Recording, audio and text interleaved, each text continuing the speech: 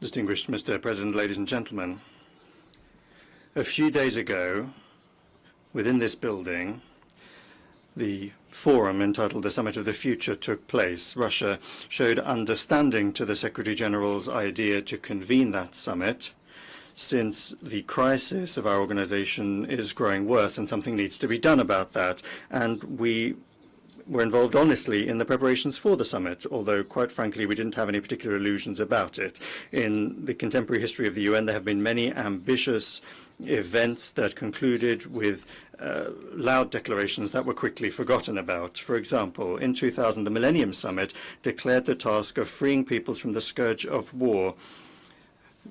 Just 2 years after that, the USA, at the head of the Coalition of the Willing, under the laughable pretext, without a mandate from the UN Security Council, invaded Iraq, a country which has still not been able to recover from the destructive consequences of that escapade. In 2005, the UN World Summit declared a commitment to establishing a just peace in accordance with the principles and purposes of the UN Charter. This sacred obligation certainly didn't stop the USA and their allies from getting the then leader of Georgia, Mikhail Saakashvili, in 2008 to unleash an armed aggression against the people of South Ossetia and Russian peacekeepers.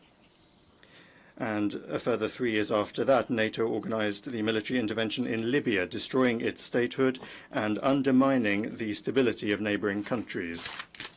In 2015, the UN Summit on Sustainable Development adopted grandiose plans to combat poverty and inequality, but they turned out to be empty promises in light of the reluctance of the countries of the West to refrain from their neo-colonial practices of mining the wealth of the entire world for their benefit. Just look at the statistics of the promises that were kept in terms of financing the development of the countries of the Global South and the transfer of environmentally friendly technologies.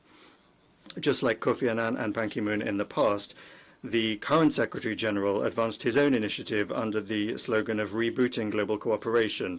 It's an excellent slogan. Who could be opposed to that? But what global cooperation can we really talk about at a time when the West has trampled all of these unshakable values of globalization that they've been telling us about for so many years from this rostrum, trying to convince us that they would ensure equal access for everyone to the goods of contemporary civilization? Where is the inviolability of property, the presumption of innocence, freedom of speech, access to information, fair competition on markets with understandable and unchanging rules? The Secretary-General is talking about global cooperation at the same time as the countries of the West have unleashed a veritable sanctions war against a good half, if not the majority, of states in the world. And the dollar, which was advertised to us as the heritage and good of all of humanity, has been grossly transformed into a weapon. For more than 60 years, there has been a trade blockade of Cuba, the cancellation of which the overwhelming majority of members of the international community are calling for. In the pursuit of the ever more ephemeral aim of preserving their domination, Washington is blocking the normal work of the World Trade Organization on dispute settlement and reform of the Bretton Woods institutions, the structures of which for a long time now have not reflected the real balance of forces in the global economy and finances. The West also wants to transform the UN into a tool for advancing its mercantile plans. As was shown by the Summit of the Future, there are more and more attempts to erode the intergovernmental nature of the organization. Long necessary changes in the staffing of the Secretariat are being held back. Key posts in the Secretariat are now essentially occupied and handed down to representatives of the Western minority. If the Secretary-General is calling for a reboot of global cooperation, then the Secretariat must advance unifying ideas and propose compromise options rather than coming up with excuses to introduce into the UN's work narratives that are beneficial to the West. Breathing new life into the UN, it's not too late to do that. But in order to do that, we can't have unrealistic summits and declarations. Rather, it must be done through rebuilding confidence and trust on the basis of the Charter principle of the sovereign equality of all member states. However, as long as confidence is being undermined, for the time being it is, and the actions of the West to create in circumvention of the UN narrow formats that are subordinate to it to resolve subsidiary fateful issues such as internet governance and artificial intelligence. But those problems affect the future of all of humanity, and they must be considered on a universal basis without discrimination or trying to achieve unilateral advantage. That is to say that there must be an honest negotiation involving all members of the UN, rather than the way that the so-called Pact for the Future was prepared for, without a single plenary round of negotiations that all countries would be involved in. But instead of that, the work was carried out under the control of Western manipulators. As a result, the pact, even before it was born, had already joined the pantheon of declarations that sound nice in English. Sad as it is, that is the fate of products of these world summits. However, things aren't any better when it comes to implementing Security Council resolutions, which are binding. The sabotage of decisions on the Kosovo settlement and the Dayton agreements on Bosnia and Herzegovina says a great deal. But the most glaring example continues to be spinning out over almost 80 years the consensus resolutions on the creation of an independent Palestinian state coexisting in peace and security with Israel. There can be no justification for acts of terrorism, which Israelis fell victim to on the 7th of October last year. But everyone who still has a sense of compassion is outraged by the fact that the October tragedy is being used for the mass collective punishment of the Palestinians in the form of an unprecedented humanitarian catastrophe. The killing of Palestinian civilians with American weapons must immediately be ended. It is important to ensure the delivery of humanitarian aid to the enclave, the reconstruction of infrastructure, and most importantly, it is important to guarantee the realization of the legitimate right of the Palestinians to self-determination and to allow them, not in words, but in deeds, as they say, on the ground, to create a contiguous and viable state within the 1967 borders with its capital in East Jerusalem. Another glaring example of terrorist methods as a means of achieving political aims is the inhumane attack on Lebanon that transformed civilian technology into a lethal weapon. There must be an immediate investigation into this crime, but already we cannot remain silent in the face of the many publications in the media, including in Europe and here in the United States, that indicate to varying degrees the involvement and at the very least awareness of Washington when it comes to the preparation of that terrorist attack. And we understand that the Americans always deny everything, and they do everything they can to hush up any facts that come to light, as they did in response to the irrefutable evidence of their implication in the terrorist attack on the Nord Stream gas pipeline. Those gas pipelines, incidentally, were a marvelous symbol of that selfsame global cooperation that our Secretary General dreams of. But as a result of their destruction, the competitiveness of the European Union in the global economy has been undermined for long years to the benefit of the United States. It is on the West's conscience as well that the truth about those who organized many other heinous crimes has been put on a back burner, including the bloody provocation in the Kiev suburb of Bucha and the series of poisonings of citizens of Russia in Britain and Germany.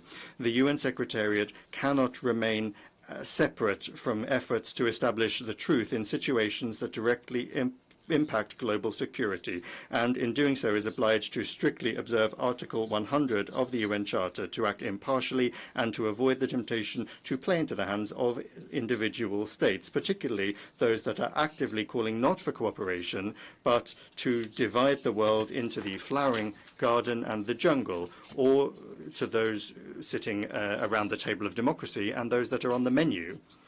We mustn't forget also about the service record of those that demand that their rules be implemented by the rest of the world. The invasion of Afghanistan and the inglorious 20-year presence there of the infamous coalition was accompanied by the formation of al-Qaeda. A direct result of the aggression against Iraq was the creation of ISIL.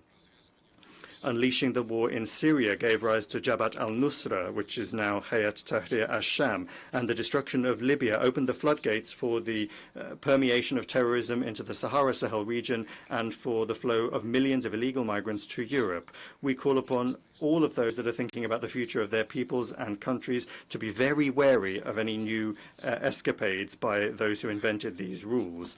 We are particularly concerned by the now almost commonplace practice of political killings, as once again took place yesterday in Beirut.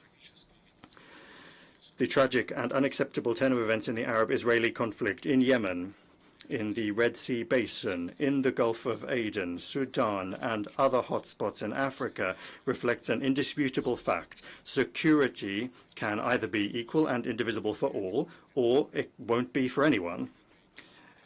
An understanding of what would seem to be a simple truth in the context of European security is something that Russia for years has been trying to impart to Washington, London, and Brussels, who are obsessed with their complexes of their own exceptionalism and impunity. Although they initially promised not to expand NATO, and in 1999 and in 2010 they signed in official documents of OSCE summits an obligation to not ensure their security at the expense of others. In fact, the North Atlantic Alliance for 3 decades has been carrying out the geopolitical and military expansion of NATO into Europe. It is trying to take root in the South Caucasus and Central Asia, creating direct threats to the security of our country.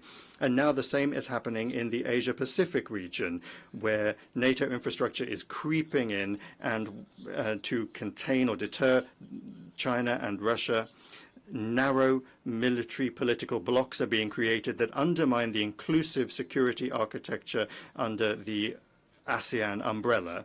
And the West is not only not remembering about the global cooperation that our Secretary General is such a fan of, but openly in their doctrine documents, they are harshly accusing Russia, China, Belarus, the Democratic People's Republic of Korea, and Iran of creating threats to their domination.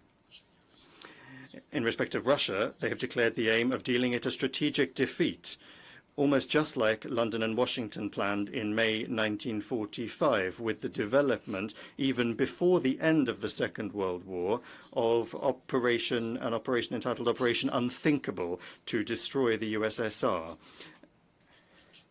Back then, this was kept top secret, but the current Anglo-Saxon strategists are not hiding their ideas.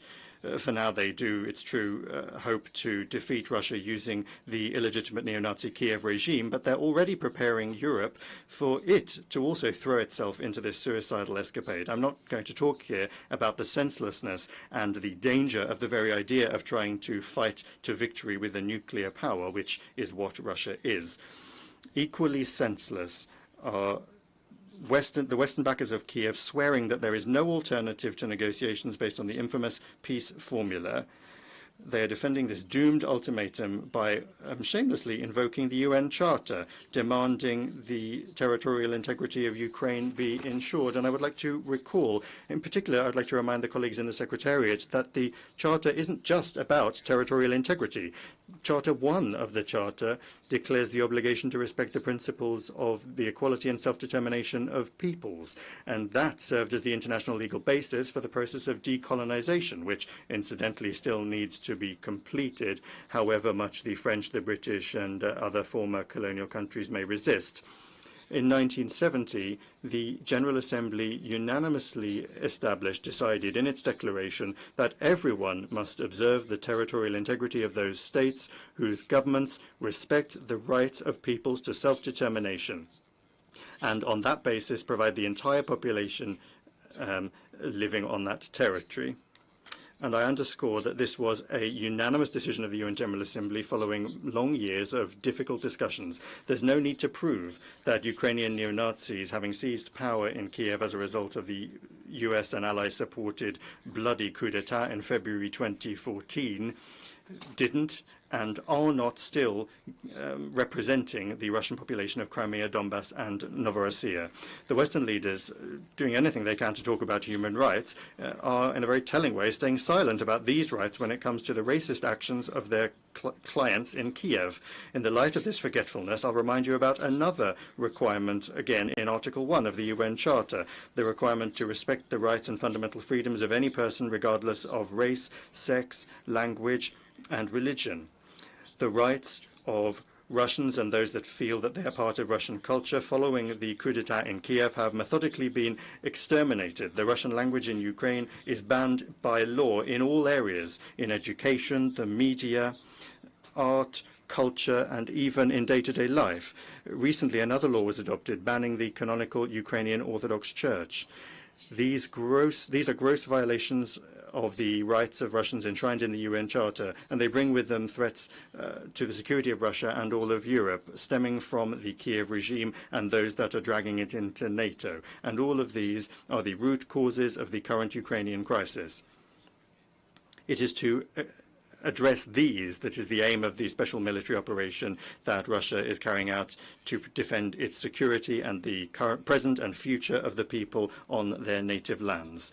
We value the sincere aim of a number of our partners to advance, out of the best interests, mediation initiatives. We value their constructive results focus, unlike the hopeless Zelensky peace formula. We call upon our friends in their further efforts to take into account in full the facts that I have mentioned about the real reasons of this situation, the real causes of this situation. Unless they are addressed,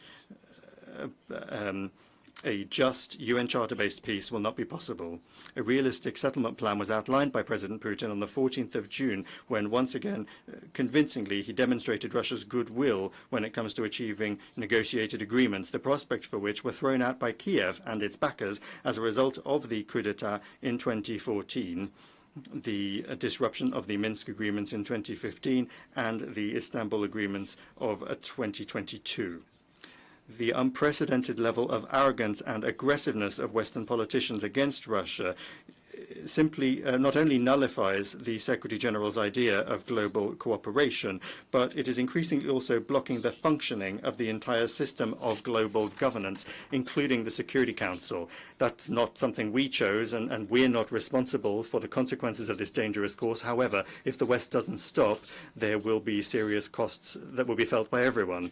It is clear to the global majority that confrontation and hegemony will not resolve any global problem. They will only artificially hold back the objective process of the formation of a multipolar world order that will be based on the equal rights of large and small nations, that will respect the values of human identity, the equality of men and women, and the rights of peoples to determine their own fate. And incidentally, all of these are also quotes from the UN Charter, just like the principle of non-interference in the internal affairs of sovereign states as well. A confirmation of which, to the shame of the members of our organization, was blocked by the US and their satellites at that very same summit of the future when the pact was adopted. Speaking on the 18th of September before the participants in the 4th Eurasian Women's Forum in St. Petersburg, President Putin underscored the need for a pooling of efforts in the name of sustainable development and general universal, equal, and indivisible security. Addressing the most complex problems facing all of humanity is something we can only do together, taking into account one another's interests. The West must realize this and refrain from its neo-colonial ideas. The Global South and the East are more loudly speaking about their rights and their fully fledged participation in decision-making processes on the whole range of the international agenda, which is becoming particularly relevant in a situation in which the West is steadily destroying the model of globalization that they themselves created. The role of interstate associations in Asia, Africa, and Latin America is growing stronger, including the Shanghai Cooperation Organization, the African Union, the Community of Latin American and Caribbean Countries, the League of Arab States, the Eurasian Economic Union, the Association of Southeast Asian Nations, and others. The contacts between those regional integration structures are being established among themselves and also with the globalization association, the BRICS, which is creating opportunities for harmonizing approaches and agreeing on mechanisms for mutually beneficial cooperation and development that are not under the control of any negative external influence or diktats. All of these objective processes need to be taken into account in the work of the G20 as well, where the G7 is no longer able to pick the tune. We need to take a new look at ways of ensuring security in various regions, learning lessons from the sad experience of the functioning of the NATO-centric models, or the models, the so-called model of Euro-Atlantic security that the West has used to serve their own expansionist ideas.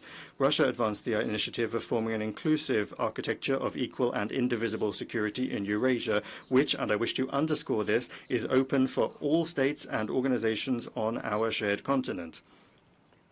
We stand ready to work together to find mutually acceptable solutions, the use of interlinkages and the natural competitive advantages of a single Eurasian space. This will be the subject of an international conference in Minsk that begins on the 31st of October this year. We are not stepping away from dialogue with the West. In July, upon the proposal of Russia, there was an open debate in the Security Council on the subject of building a more just, more sustainable world order. We believe it is important to begin the discussion that has begun in the UN as well as in other platforms. With a fairer world order undoubtedly requires the expansion of the representation of the Global South in the UN Security Council. We support our position in favor of the candidacies of Brazil and India, while at the same time taking a positive decision on the well-known initiatives of the African Union. However, of course, we cannot even talk about any additional seats for Western countries who are already excessively overrepresented within the Security Council. Distinguished ladies and gentlemen, May next year we will mark the 80th anniversary of the victory in the Second World War, during which the genocidal policy of the Third Reich killed tens of millions of people, including 27 million citizens of all of the peoples of the Soviet Union. These crimes do not have a statute of limitations, nor is any moral justification for those who are trying to whitewash Nazi executioners, collaborators, and their current adherents, be it in Ukraine, the Baltics, Canada, or in any other countries. Today, the world is facing extremely serious challenges that require a joining of forces rather than confrontation and a thirst for global domination. Russia will always stand on the side of collective work, on the side of truth and law, peace and cooperation, in the interests of giving rebirth to those ideals that were enshrined by the Founding Fathers. That is the aim of the Group of Friends in Defense of the UN Charter that was created upon the initiative of Venezuela. Its purposes and principles remain fully relevant. The most important thing is to make sure that absolutely everyone is guided by those principles, not selectively choosing from a menu, but rather in their entirety and as they are interlinked, including the principle of the sovereign equality of states. Then, working in favor of forming an honest balance of legitimate national interests, the legitimate national interests of all countries, we will be able to give life to the purpose of the UN that is enshrined in the Charter, to be a center for harmonizing the actions of nations. Thank you. I thank the We were listening to the Prime Minister of Russia, Sergei Lavrov, at his speech of the 79th UN General Assembly, asking the world to respect the human rights for the peoples, the ceasefire in Palestine due to the Israeli constant aggression since October 7, 2023, and now the aggressions of the Israeli forces in Lebanon. The conflict in Yemen also said that the U.S. and England are creating a narrative in which Russia, China, Belarus, and North Korea are trying to start a conflict. And now let's